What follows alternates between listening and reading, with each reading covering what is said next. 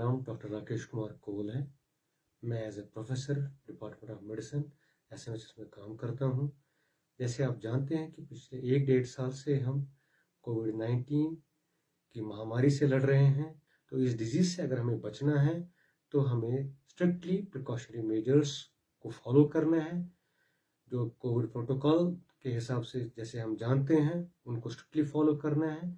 जो कोविड-19 के main symptoms है, जो इसके अलामत है, उनमें फीवर, गले में खराश, गला खराब होना, गले में दर्द होना, खांसी है और उसके साथ कुछ लोगों में लूज मोशंस देखी गई है।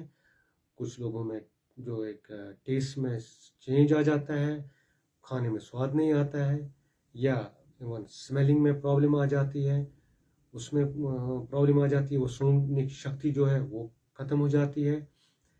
जब भी आपको ऐसा कोई अलामत हो तो जो कोई भी आपके नज़दीकी हेल्थ सेंटर या हॉस्पिटल है वहाँ जाके आप डॉक्टर साहब से मिले। अगर उनको लगता है कि ये जो भी सिम्टम्स आपके हैं ये कोविड-19 के सिम्टम्स लग रहे हैं तो वो टेस्ट करेंगे और देखेंगे कि आपको कोविड-19 ही है या नहीं है। तो इसमें जो 2 मेन टेस्ट हैं वो RT-PCR और रैपिड एंटीजन टेस्ट है। मैक्सिमम लोग जो भी कोविड-19 के शिकार हो जाते हैं वो घर में ही अपना इलाज कर सकते हैं। हॉस्पिटल में एडमिशन करने की कोई ज़रूरत नहीं है। इस बीमारी में मेन चीज़ जो देखना पड़ता है वो खून में ऑक्सीजन लेवल की कमी को देखना है। ये एक सिंपल इंस्ट्रूमेंट जिसको पल्स ऑक्सीमीटर कहा जाता है, कुछ लोग खुद से अपना खरीद लेते हैं और कुछ लोगों को गवर्नमेंट की ओर से ही मिल जाता है।